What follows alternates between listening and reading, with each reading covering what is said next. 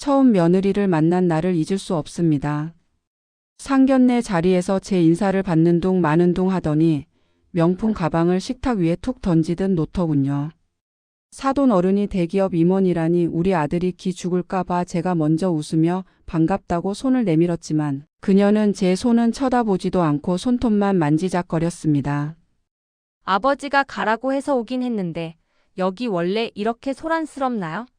격 떨어지게. 그 한마디에 식사 자리는 얼음장처럼 굳었습니다. 그때 알아차려야 했습니다. 이 결혼은 축복이 아니라 우리 집안의 어린 폭군을 상전으로 모시게 될 지옥의 시작이었다는 것을요. 결혼 후 첫 주말 집안일을 돕던 아주머니가 국이 조금 싱겁다며 간을 보시는데 며느리가 갑자기 주방으로 달려가 국그릇을 싱크대에 쾅 하고 쏟아버렸습니다. 아주머니가 놀라 어쩔 줄 몰라 하자 며느리는 눈을 부라리며 소리를 질렀습니다. 지금 그 입에 넣던 숟가락을 다시 국 냄비에 넣은 거예요. 더러워서 못 봐주겠네. 당장 짐 싸서 나가요. 제가 놀라 얘야 아주머니가 일부러 그러신 것도 아닌데. 왜 그러니? 라고 말리자 며느리는 저를 쏘아보며 턱을 치켜들었습니다. 어머님, 어디서 감히 제 교육 방식에 토를 다세요? 전 이런 천한 습관 가진 사람들이랑 한 지붕 아래 못 살아요. 싫으시면 어머님도 같이 나가시든가요. 명절 전날 전을 부치느라 허리가 끊어질 듯 아파 며느리 방을 두드렸습니다. 그런데 며느리는 침대에 누워 태연하게 쇼핑몰을 보고 있더군요. 새아가 손이 모자라는데 전 좀 같이 뒤집자꾸나라고 했더니 며느리는 고개도 돌리지 않고 코방귀를 뀌었습니다. 어머님, 제가 그런 기름 냄새 풍기면서 전이나 부칠 사람으로 보여요.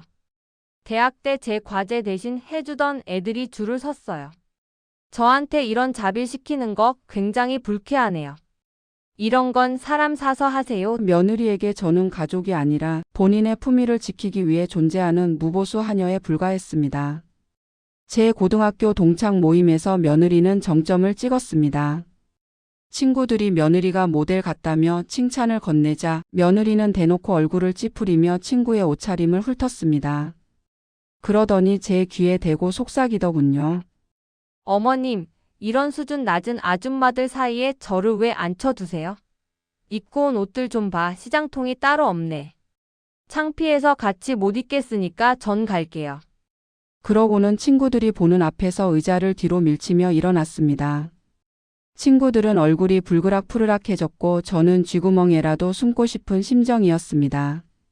며느리에게 타인은 그저 자신의 우월함을 확인하기 위한 배경일 뿐이었습니다. 사돈댁 사업이 완전히 망했다는 소식이 들리자 며느리의 도끼는 광기로 변했습니다.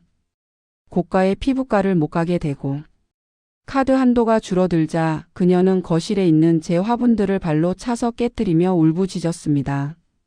이게 다 당신들 때문이야. 능력 없는 집구석에 시집와서 내 인생이 이 모양 이 꼴이 됐어.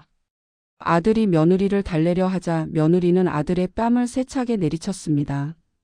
어디서 감히 나를 가르치려 들어?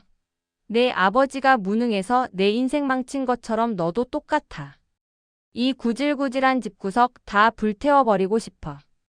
며느리의 분노는 예고 없이 터지는 시한폭탄 같았습니다. 어느 날은 친정엄마와 전화로 소리를 지르며 싸우더니 전화를 끊자마자 주방에 있던 제 국그릇을 빼앗아 바닥에 던져버렸습니다. 어머님, 지금 밥이 넘어가세요. 사돈댁이 망했는데. 내가 사돈댁 망하게 했니? 왜 나한테 화풀이야? 라고 소리를 높이자 며느리는 제 코앞까지 얼굴을 들이밀고 가증스럽게 웃었습니다. 나 화나는 거 받아내라고 당신 아들이 나랑 결혼한 거 아냐. 주제 파악 좀 하세요. 어머님은 그냥 내 감정 쓰레기통이야. 친정이 망하고 친구들 사이에서 따돌림을 당하기 시작하자 며느리는 집에 틀어박혀 저를 상대로 공주놀이에 집착했습니다.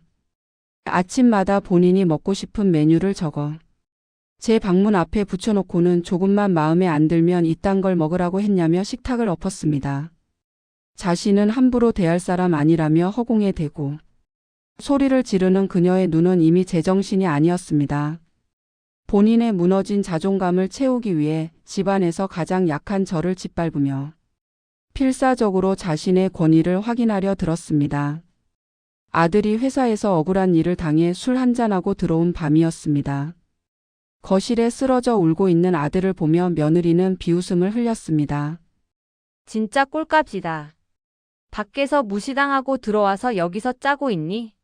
하긴 그 아버지의 그 아들이지. 유전자가 어디 가겠어? 제가 참다 못해 제발 그만 좀 해라. 사람이 어떻게 저렇게 잔인하니?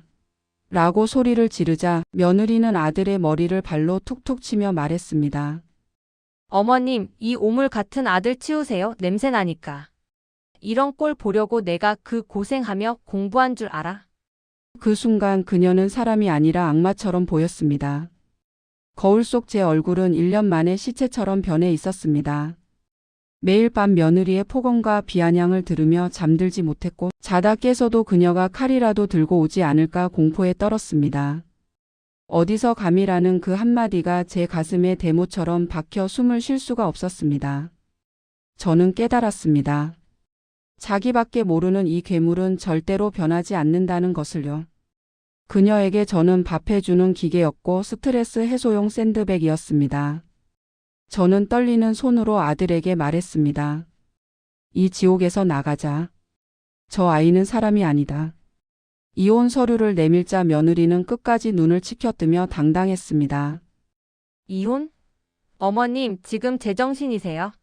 나 같은 여자가 이 집 구석에 있어주는 걸 영광으로 알아야지. 어디서 감히 먼저 나가라고 해? 하지만 아들이 단호하게 짐을 내던지자 그녀는 마지막까지 저를 노려보며 저주를 퍼부었습니다. 그래, 이 수준 낮은 인간들끼리 평생 꾀죄죄하게 살아봐. 나중에 무릎 꿇고 빌어도 절대로 안 돌아올 거니까. 며느리가 나간 뒤 집안에는 정막이 찾아왔습니다.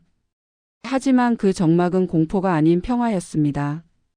예의와 공감을 배우지 못한 어린 폭군의 시대가 드디어 끝이 났습니다. 여러분, 오늘 사연 어떻게 들으셨나요? 어디서 감이라는 말을 입에 달고 살며 시어머니를 인격체가 아닌 도구로 여겼던 며느리.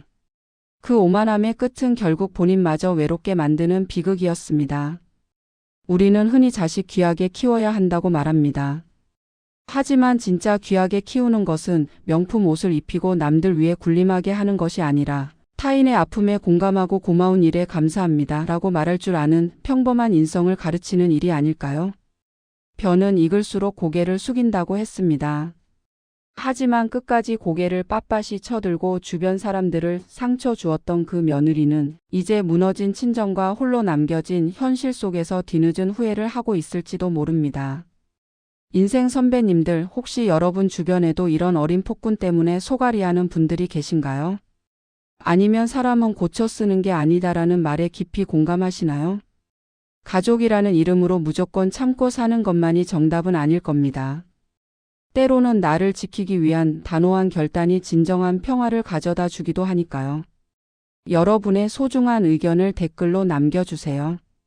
비슷한 아픔을 겪은 다른 분들에게 여러분의 지혜로운 한마디가 큰 위로와 용기가 될 수 있습니다. 오늘 사연이 가슴에 닿으셨다면 구독과 좋아요로 응원 부탁드립니다. 저는 다음에도 우리네 인생이 담긴 깊은 이야기로 찾아뵙겠습니다. 시청해 주셔서 감사합니다.